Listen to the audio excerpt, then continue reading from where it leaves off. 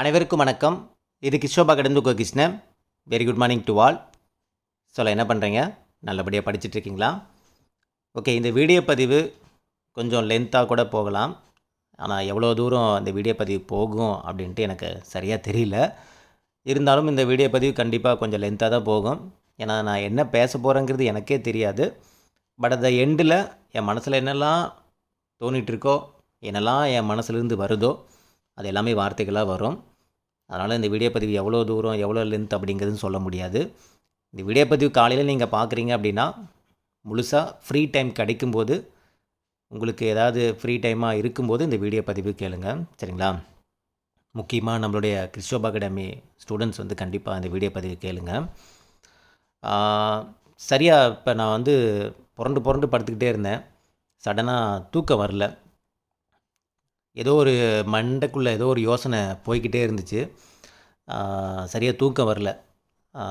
So எனக்கு தூக்கம் வரலினாலே first வந்து உங்களுக்கு நான் ஒரு வீடியோ போட்டுட்டு நான் படுத்துனா தான் எனக்கு ஓகே அப்படிங்கிற ஒரு ரிலாக்ஸேஷனே வந்து இருக்கும். அதனால தான் இந்த வீடியோ பதிவு நான் எடுக்கிறேன். ஆக்சுவலாக இந்த வீடியோ பதிவு எடுக்கும்போது மணி 1:45, நைட்டு 1:45.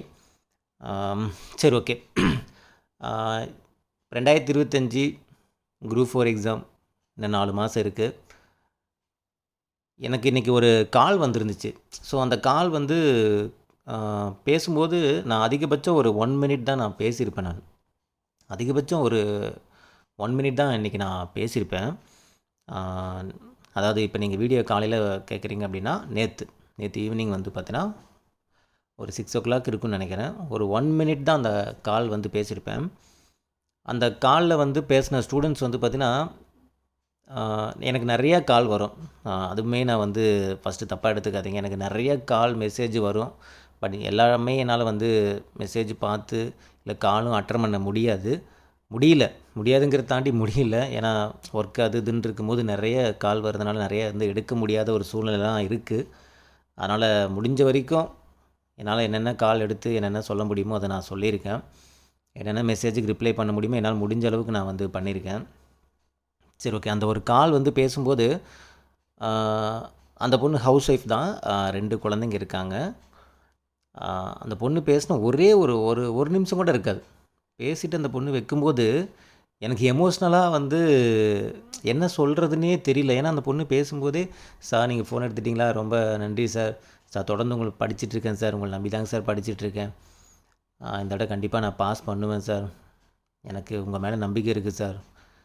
தொடர்ந்து பண்ணுங்கள் சார். உங்கள்கிட்ட பேசுனதே எனக்கு பெரிய சந்தோஷம் தான். அதுவே நான் வந்து பாஸ் பண்ண மாதிரி எனக்கு ஒரு ஃபீல் இருக்குது சார் அப்படின்ட்டு அந்த பொண்ணு சொன்ன அந்த வார்த்தைகள் வந்து வார்த்தைகளை தாண்டி அந்த பொண்ணு சொல்லும்போதே, அந்த பேசின அந்த ஒரு நிமிஷமும் அந்த பொண்ணு சொல்லும்போதே அழுதுகிட்டே சொன்னிச்சு. அதாவது அந்த அழுகை வந்து எனக்கு தெரியாதுன்னு நினச்சிட்டு இருந்தாங்க. பட் எனக்கு வந்து பேசுகிற அந்த டோனில் எனக்கு தெரிஞ்சிச்சு. அந்த அழுதுகிட்டே சொன்ன, அதாவது இப்போ அழுகிறதுனா நம்ம தெரியும்ல, தேம்பி தேம்பி அழுதுட்டு பேசுகிறது வேறு. சடனாக வந்து அந்த பொண்ணு கண்ட்ரோல் பண்ண முடியல, அழுகையும் கண்ட்ரோல் பண்ண முடியல. நான் ஃபோனும் எடுத்துட்டேன். இருந்தாலுமே வந்து தொடர்ச்சியாக அவங்க என்ன பேசணுமோ பேசிவிட்டு, ஓகே சார், தேங்க்யூ சார், உங்கள்கிட்ட பேச சந்தோஷம்னு கட் பண்ணிட்டாங்க. ஏன்னா ரொம்ப கண்ணீர் விட்டு அழுதுடுமோ அப்படிங்கிற அந்த ஒரு பயத்திலே அந்த பொண்ணு வந்து ஃபோன் கட் பண்ணிட்டாங்க. இந்த விஷயம் வந்து இது நான் வந்து நிறைய கால் பேசியிருக்கோம், நிறைய பேருக்கு மோட்டிவேட் பண்ணியிருக்கோம், நிறைய விஷயங்கள் சொல்லியிருக்கோம், நிறைய கைடன்ஸ் கொடுத்துருக்கோம். அந்த ஒரு அழுகை வந்து என்னால் வந்து நல்லா புரிஞ்சிக்க முடிஞ்சிச்சு. ஸோ சடனாக எனக்கு வந்து தூக்கமே வரல. சடனாக அந்த ஒரு ஞாபகம், அந்த ஒரு கால் வந்து ஞாபகம் வந்துச்சு. அந்த கால் வந்து அதாவது அந்த அழுகை வந்து என்னால் வந்து புரிஞ்சிக்க முடியுது. அது எப்படி நான் வந்து எக்ஸ்ப்ரெஸ் பண்ணுறதுன்னு எனக்கே தெரியல. அதாவது அந்த அழுகைக்கு பின்னாடி வந்து பார்த்திங்கன்னா அவங்களுக்குள்ளே இருக்கிற அந்த சொல்ல முடியாத நிறைய கவலைகள். அது என்னால் வந்து அந்த 1 மினிட்டில் அந்த பொண்ணு எதுவுமே சொல்லலை. உங்கள்கிட்ட பேசுனது சந்தோஷம் சார், சிரிச்சுக்கிட்டே தான் சொன்னிச்சு. ஆனால் அந்த சிரிப்புக்கு பின்னாடி இருக்கிற அந்த அழுகை சத்தம் எனக்கு வந்து காதில் ஒலிச்சிக்கிட்டே இருந்துச்சு. நான் அதாவது சந்தோஷப்பட்டு பேசுகிற மாதிரி அவங்க நினச்சிக்கிட்டாங்க. சந்தோஷப்பட்டு தான் பேசினாங்க. ஆனால் அதுக்குள்ளே அந்த அழுகை சத்தம் எனக்கு வந்து நல்லா காதில் கேட்டுச்சு. என்னால் அதை உணர முடிஞ்சிச்சு. அந்த அழுகைக்கு என்ன அர்த்தம் அப்படின்னா, அது எப்படி சொல்கிறதுன்னு எனக்கே சரியாக தெரியல. அவ்வளோ மனசுக்குள்ளே வந்து அவங்களுக்குள்ள ஒரு கவலைகள், ஏமாற்றம், ஏதோ ஒரு இடத்துல நம்ம ஏதோ ஒரு தருணத்தில் நம்ம வந்து இந்த எக்ஸாமை பாஸ் பண்ணிட மாட்டோமா, நம்ம நம்ம யாருன்னு ஏதோ ஒரு இடத்துல நம்ம ப்ரூவ் பண்ணிட மாட்டோமா, நம்ம வாழ்க்கை ஏதோ ஒரு இடத்துல மாறிடாதா அப்படிங்கிற அந்த ஒரு ஏக்கம், தவிப்பு, ஏமாற்றம், கவலை, அது எல்லாமே அந்த 1 மினிட்ல என்னால் வந்து நல்லாவே அண்டர்ஸ்டாண்ட் பண்ண முடிஞ்சுச்சு. அது எனக்கு நல்லாவே தெரிஞ்சுச்சு. அப்புறம் அந்த பொண்ணு வந்து இந்த மாதிரி மேக்ஸ் தாங்க சார் கொஞ்சம் பயமாக இருக்குது, ஆனாலுமே நான் வந்து எப்படி இருந்தாலும் நான் பாஸ் பண்ணின்னு ஒரு நம்பிக்கை இருக்குது சார் அப்படின்ட்டு சொன்னாங்க. சரி, எனக்கு மனசே கேட்கல. சரி ஓகே, சரி ஓகே, மேக்ஸுக்கு நம்ம வந்து தனியாகவே ஒரு சேனல்லே தனியாகவே க்ரியேட் பண்ணிடலாம். க்ரியேட் பண்ணிவிட்டு நம்ம அதில் வீடியோ போடலான்னு தான் நேற்று மேக்ஸு கூட நம்ம ஒரு தனியாக ஒரு சேனலே நம்ம க்ரியேட் பண்ணி டக்குன்னு நம்ம வந்து ஆன் ஸ்பாட்டில் தான் டக்குன்னு க்ரியேட் பண்ணி நம்ம ஒரு வீடியோ போட்டு சேனலை வந்து ஃபாலோ பண்ணுங்கள் அப்படின்னு அந்த ஸ்பாட்டில் ஐடியா பண்ணி, ஏன்னா மேக்ஸுக்கு ஒரு ஐடியா இருந்துச்சு, பட் தனியாக க்ரியேட் பண்ணி நம்ம பக்காவாக பசங்களை கொண்டு போய் இந்த இடம் பாஸ் பண்ண வச்சிடணும் அப்படிங்கிற அந்த பொறுப்பு இன்னும் கொஞ்சம் அதிகமாகிடுச்சு. எனக்கு நானே வந்து ஒரு கில்ட்டி ஃபீல் எனக்கு வந்துச்சு. எந்த இடத்துல எனக்கு கில்ட்டி ஃபீல் வந்துச்சுன்னா, இன்னும் ஓடுறா கிருஷ்ணா அப்படிங்கிற அந்த கில்ட்டி ஃபீல் எனக்கு வந்து அதிகமாக வர ஆரம்பிச்சிச்சு.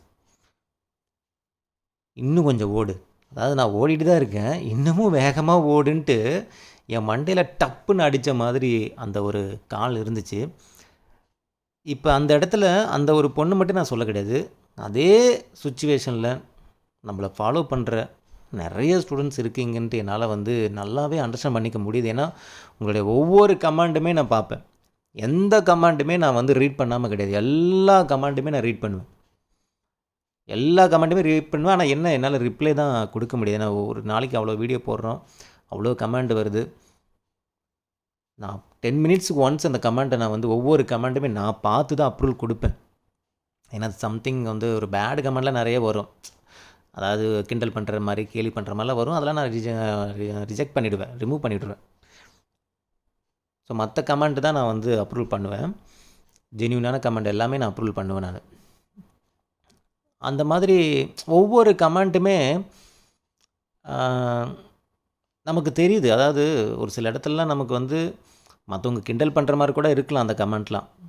எனக்கே சம்டைம்ஸ் என்னடா அது சார், நீங்கள் கடவுள் சார், கடவுளாக உங்களை பார்க்குறேன் அப்படிங்கிறதுலாம் நமக்கே என்னடா அது, நம்ம இன்னொருத்தர் கமெண்ட் பண்ணும்போதெல்லாம் கூட என்னடா கடவுளுங்கிறாங்க அப்படிங்கிறாங்களே, நிறைய பேர் கிண்டல்லாம் பண்ணியிருக்காங்க.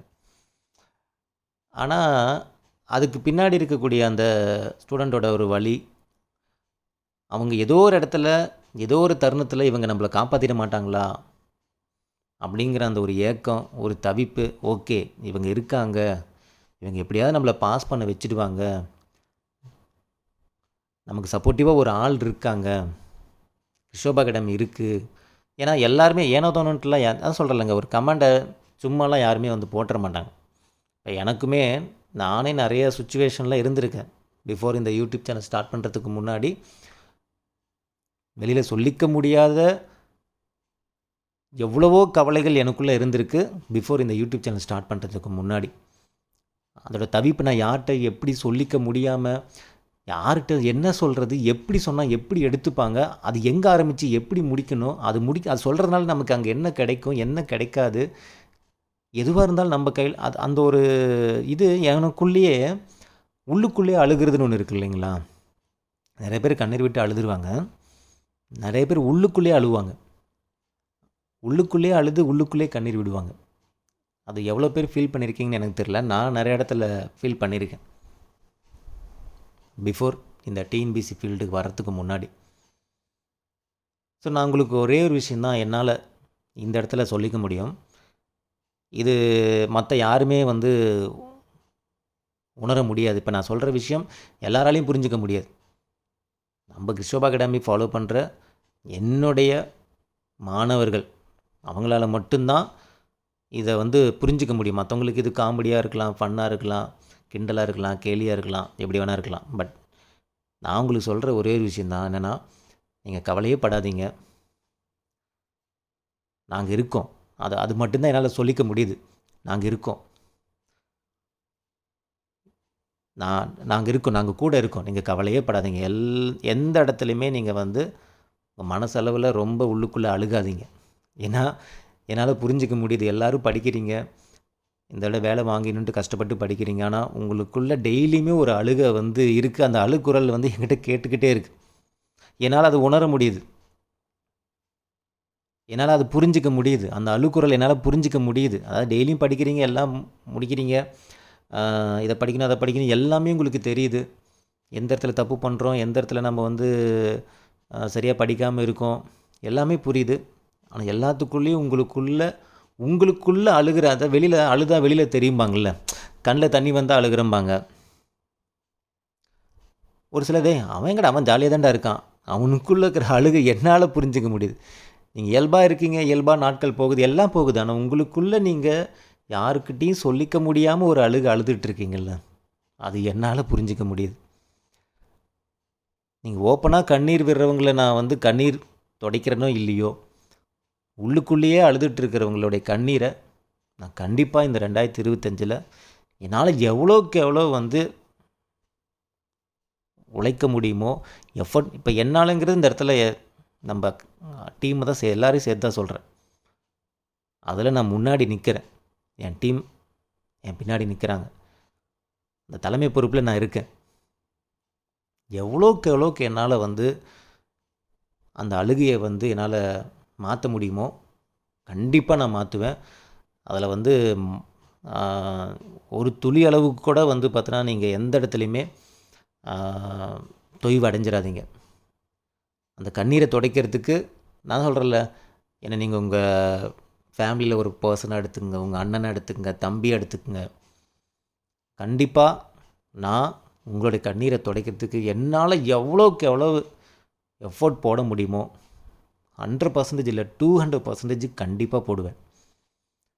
இந்த ஒரு உத்தரவாதம் உங்களுக்கு நான் கொடுக்குறேன்.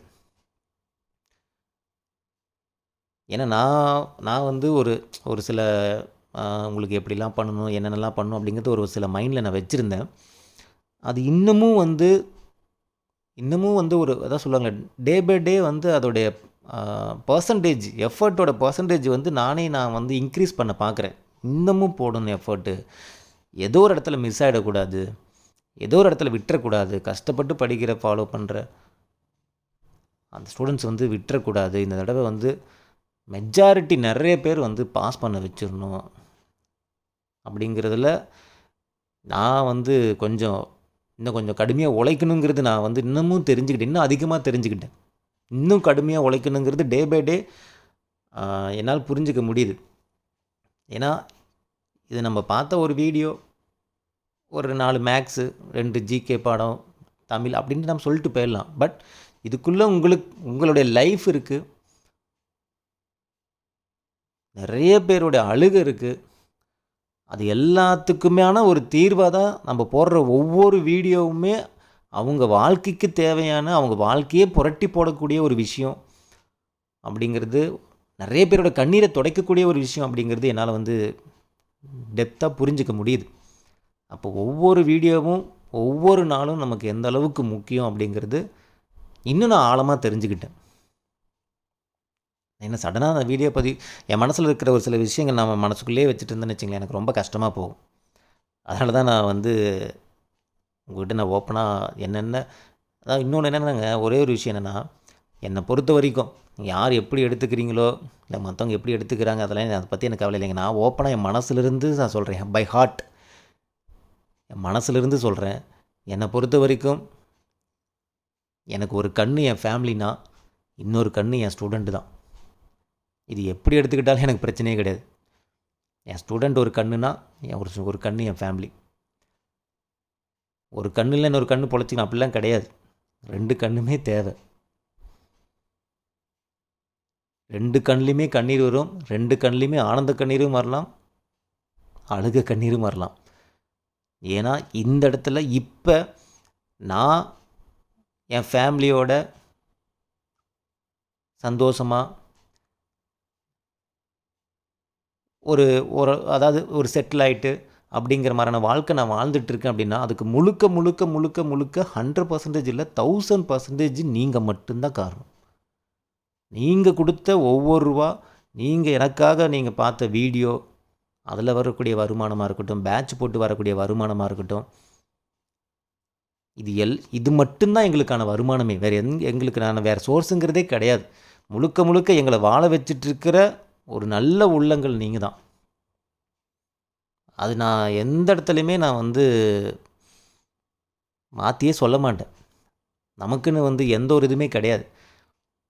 ஜீரோலேருந்து என்னை ஓரளவு கொண்டு வந்ததுவே முழுக்க முழுக்க நீங்கள் தான். தான் சொல்கிறேன், உங்களுடைய ஒரு குருதட்சணையில் தான் நாங்கள் வாழ்ந்துட்டுருக்கோம். நல்லாவே வாழ்ந்துட்டுருக்கோம். அதில் குறையே கிடையாது. நான் சொல்லலை, அதில் குறையே கிடையாது. நீங்கள் நல்லா எங்களை வச்சுக்கிறீங்க. என் ஃபேமிலி இப்போ என் பிள்ளை ஒரு ஸ்கூலில் படிக்கிறா, அவளுக்கு ஒரு ஃபீஸ் கட்டுறேன். இப்போ ஒரு போன வாரம் போய்ட்டு என் பிள்ளைக்கு ஸ்கூல் ஃபீஸ் கட்டு வந்தேன். அந்த ஃபீஸில் நான் எப்படி கட்டியிருப்பேன்? அந்த ஃபீஸில் இருக்கிற ஒவ்வொரு ரூபாவும் நீங்கள் கொடுத்த அந்த காசு தான். நீங்கள் யூடியூப்பில் பார்த்த அந்த வருமானம் தான். பேட்ச் போடும்போது வந்த காசு தான். எங்கள் அப்பாவுக்கு 2 இயர்ஸ் முன்னாடி ஹார்ட் ஆப்ரேஷன் பண்ணோம். அதுக்கு பண்ண செலவுகள் எல்லாமே உங்ககிட்டேருந்து வாங்கின அந்த அமௌண்ட்டு மட்டும்தான். என் ஃபேமிலியில் நிறையா மெடிக்கல் இஷ்யூ நிறையா, அந்த மெடிக்கல் எக்ஸ்பென்சிவ் நிறையா ஆகும். அது எல்லாத்துக்குமே பாருங்கள், நான் வீடு ஒன்று கட்டினேன். அந்த வீடுமே நீங்கள் கொடுத்த காசு தான். ஒவ்வொரு ரூபாவும், நான் சொல்கிறேன்ல, ஒவ்வொரு ரூபாவும். இப்போ நான் பாருங்கள், இப்போ நான் வீடியோ போட்டுட்ருக்கேன். இந்த சேரில் உட்காந்து வீடியோ போடுறேன். இந்த ஏசி ஆன் பண்ணியிருக்கேன். இது எல்லாமே கொடுத்தது நீங்கள் மட்டும்தான். நாங்கள் இப்போ பாதுகாப்பாக நல்லா இருக்கோன்னா அதுக்கு காரணம் நீங்கள் தான். பட் உங்களுடைய ஒரு நல்லதுக்காகவும் இப்போ எங்களை வாழ வச்ச நீங்கள் நல்லா வாழணும். அதுக்காக எங்களால் எவ்வளோக்கு எவ்வளோ எங்களால் உழைக்க முடியுமோ கண்டிப்பாக உழைப்போம். இப்போ நான் கிடையாது, இப்போ என் மூலமாக தான் நம்ம டீம் வாழ்ந்துட்டுருக்காங்க. நீங்கள் கொடுக்குற ஒவ்வொரு ரூபா தான் அவங்களுக்கு சம்பளமாக கொடுத்துருக்கேன். நீங்கள் கொடுக்குற ஒவ்வொரு ரூபா தான் அவங்களுக்கு என்னால் முடிஞ்ச வரைக்கும் நான் ஹெல்ப் பண்ணிகிட்ருக்கேன். அவங்களுக்குள்ளேயும் ஃபேமிலிக்குள்ளே ஃபினான்ஷியலாக அவ்வளோ கஷ்டங்கள் இருக்கலாம். அந்த கஷ்டங்கள் எல்லாத்துக்குமான தீர்வே நீங்கள் கொடுக்குற ஒரு அமௌண்ட்டு தான் நான் அவங்களுக்கு கொடுத்துட்ருக்கேன் சேலரியாக. அவங்கக்கிட்டையுமே நான் அதான் சொல்லுவேன்.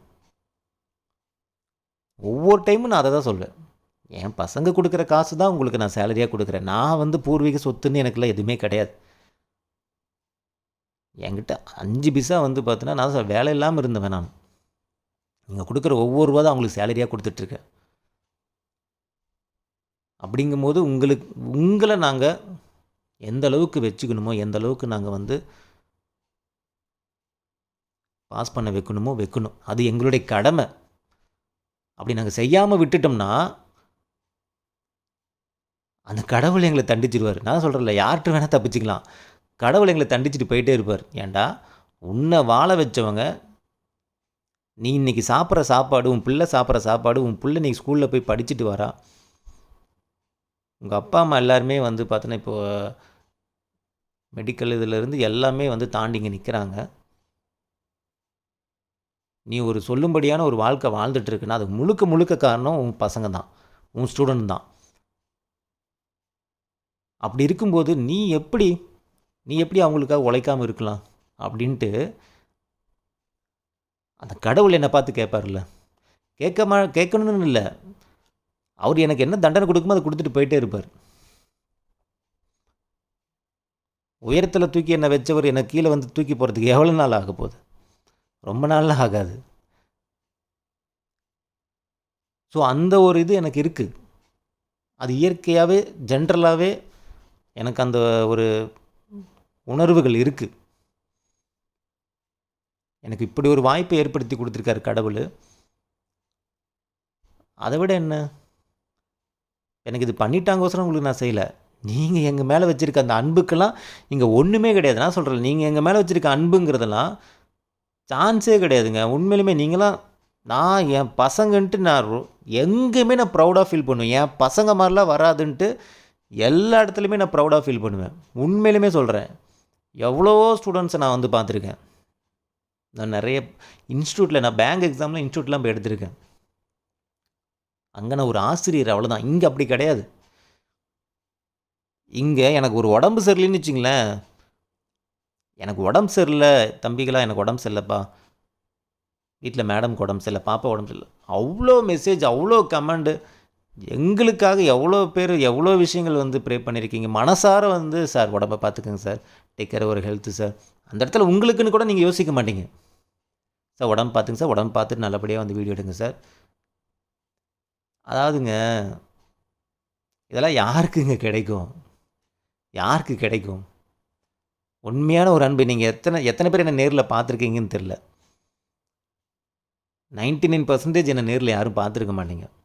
அப்படி இருந்துமே கூட சொல்லிக்க முடியாத ஒரு உறவுகள், எவ்வளவோ உறவுகள், நம்மளை நெருங்கிய உறவுகள்லாம் இருக்குது.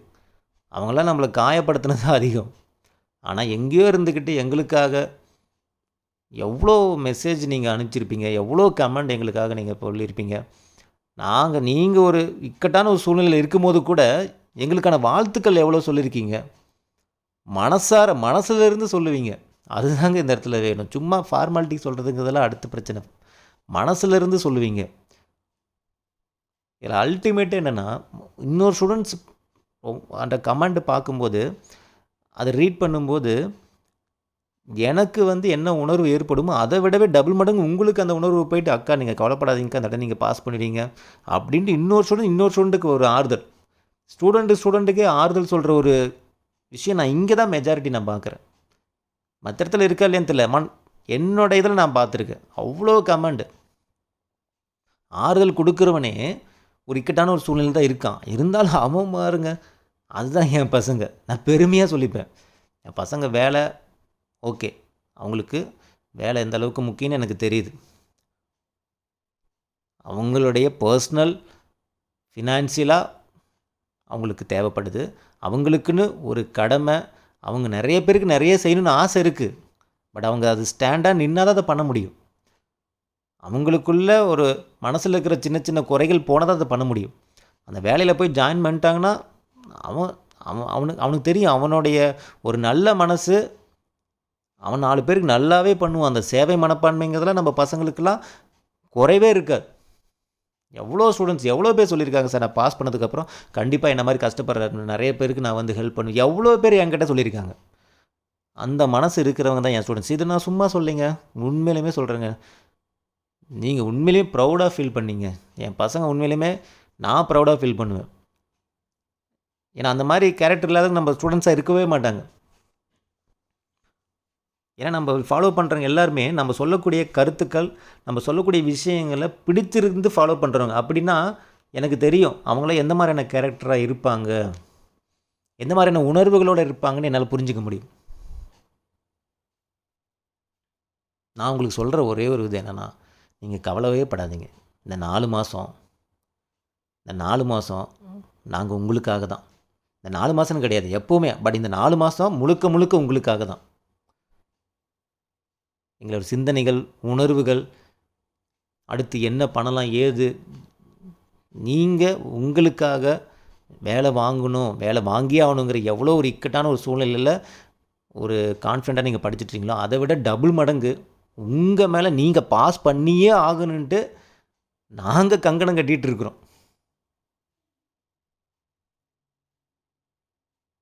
கண்டிப்பாக எங்களால் எவ்வளோக்கு எவ்வளோ உழைக்க முடியுமோ உழைப்போம். நீங்கள் கவலையே படாதீங்க. எங்களுக்காக நீங்கள் பண்ண வேண்டிய ஒரே ஒரு விஷயம் என்னென்னா, அப் டு எக்ஸாம் வரைக்கும் கான்ஃபிடென்ட் லெவலில் எந்த இடத்துலையுமே குறைக்காதீங்க. எந்த இடத்துலையும் சோர்ந்து போகாதீங்க. எந்த இடத்துலையுமே அழுகாதீங்க. உங்களுடைய அழுகைக்கான தீர்வு சீக்கிரம் கிடைக்க போகுது. உங்களுடைய தவிப்பு எல்லாத்துக்குமான தீர்வு சீக்கிரம் கிடைக்க போகுது. நாங்கள் இருக்கோம், நான் இருக்கேன். நீங்கள் நம்பிக்கையாக இருங்க. அவ்வளோதான் என்னால் சொல்ல முடியும். என்னை நம்புங்க, நம்ம டீமை நம்புங்க. ஓகேங்களா? பார்த்துக்கலாம். 4 மாதம் இருக்குல்ல, விட்டுற மாட்டோம். எவ்வளோக்கு எவ்வளோ நல்ல மார்க் எடுத்து உங்களை பாஸ் பண்ண வைக்க முடியுமோ பண்ணுறோம். நல்லா படிக்கிறவங்க, நல்லா படிக்காதவங்க, அதெல்லாம் வேறுபாடு கிடையாது. இன்ட்ரெஸ்ட்டாக எடுத்து யார் படிக்கிறீங்களோ அவங்க பாஸ் பண்ணலாம். இந்த ஸ்கூலில் மார்க் வாங்குறது வச்சு, காலேஜில் மார்க் வாங்குறது வச்சு அதெல்லாம் இங்கே ஒன்றுமே கிடையாதுங்க. எல்லாருக்குமே அந்த கேப்பபிள் இருக்குது. எல்லாருக்குமே அந்த திறமை இருக்குது. திறமையை வெளிப்படுத்துகிறவன் பாஸ் பண்ணிட்டு போயிட்டே இருப்பாங்க. உங்கள் திறமையை வெளிப்படுத்தி உங்களை பாஸ் பண்ண வைக்க வேண்டியது எங்களுடைய பொறுப்பு. எல்லாராலையும் ஓட முடியும். எல்லாருக்குமே ஆண்டவர் 2 கால் கொடுத்துருக்க, எல்லாராலையும் ஓட முடியும். பட் எப்படி ஓடணும், ஏது ஓடணும், எந்த ரூட்டில் போகணும், எவ்வளோ வேகத்தில் போகணும், எந்த இடத்துல ரெஸ்ட் எடுக்கணும், அதுதான் உங்களுக்கு தெரியாது. அதை நான் பண்ணிட்டேன்னா கண்டிப்பாக நிறைய பேர் பாஸ் பண்ணுவீங்க. இந்த இடம் விட போகிறதா இல்லை. என்னால் எந்த அளவுக்கு என்னால் சொல்கிறல, இது வரைக்கும் நம்ம கிறிஸ்டோபா அகாடமியில் இந்த எக்ஸாமுக்கு போடுற எஃபர்ட் வேறு எந்த எக்ஸாமுமே போட்டிருக்கக்கூடாதுங்கிற அளவுக்கு நாங்கள் போட போகிறோம். அதை சும்மா வாய் வார்த்தைக்கு நான் சொல்கிறேன்னு நினச்சிக்காதீங்க. நீங்கள் பயன்படுத்திங்கன்னா சொல்லலை. அடுத்த வருஷம் இதே மாதிரி கிருஷ்ண நம்ம டீம் எல்லாருமே உழைப்பாங்களான்னு சொல்ல முடியாது. அடுத்த வருஷம் சூழ்நிலை எப்படி இருக்குன்னு தெரியல. அதனால தான் சொல்கிறேன், இதை விட டபுளாகவும் போடலாம், இல்லை போடுறதுக்கான சூழ்நிலை அமையாமலும் இருக்கலாம், எப்படி வேணால் இருக்கலாம். ஆனால் இந்த வருஷம் கண்டிப்பாக உங்களுக்காக எங்களால் எந்த அளவுக்கு இறங்கி உழைக்க முடியுமோ உழைப்போம். தயவு செஞ்சு நீங்கள் கடைசி வரை ட்ராவல் பண்ணுங்கள். எந்த இடத்துலையும் சோர்ந்து போகாதீங்க. கடைசி எக்ஸாம் வரைக்கும் முழு முயற்சி பண்ணுங்கள். நிறைய யோசிச்சுக்கிட்டு திங்க் பண்ணிவிட்டு கிடைக்குமா கிடைக்காதாங்கிற அந்த சிந்தனைக்குள்ளே தயவு செஞ்சு போகாதீங்க. நீங்கள் கண்டிப்பாக அந்த இடம் பாஸ் பண்ண தான் போகிறீங்க, பாஸ் பண்ணுறீங்க, அவ்வளோதான். நாங்கள் இருக்கோம், நான் இருக்கேன். நீங்கள் எதை பற்றி யோசிக்காதீங்க, அவ்வளோதான் என்னால் சொல்ல முடியும். புரியுதுங்களா? கிளியரா? ஓகே, ரொம்ப நேரம் ஆயிடுச்சுன்னு நினைக்கிறேன். 26 நிமிஷம். ஸோ இந்த வீடியோ ஃப்ரீ டைம் இருக்கும்போது பாருங்கள். ஏன்னா எவ்வளோ நேரம் ஆகுன்னு என்னாலே சொல்ல முடியல. ஏன்னா என்ன பேசுகிறேன்னு எனக்கே தெரியல. பட் மனசுலேருந்து என்னென்ன பேசணுமோ எல்லாம் பேசியாச்சு. கண்டிப்பாக உங்களுக்கான உழைப்பை நாங்கள் 100% இல்லை 1000% கொடுப்போம். உங்களை பாஸ் பண்ணுறதுக்கு தேவையான எல்லா விஷயங்களும் நாங்கள் பண்ணி கொடுப்போம். நீங்கள் தொடர்ச்சியாக ஃபாலோ மட்டும் பண்ணுங்கள். கிளியரா? புரிஞ்சுங்களா? ஓகே, இந்த வீடியோ உங்களுக்கு பிடிச்சிருக்குன்னு நினைக்கிறேன். மீண்டும் அடுத்த ஒரு தகவலுடன் சந்திக்கலாம். இது கிஷோபா அகாடமி, கிருஷ்ணன். தேங்க்யூ.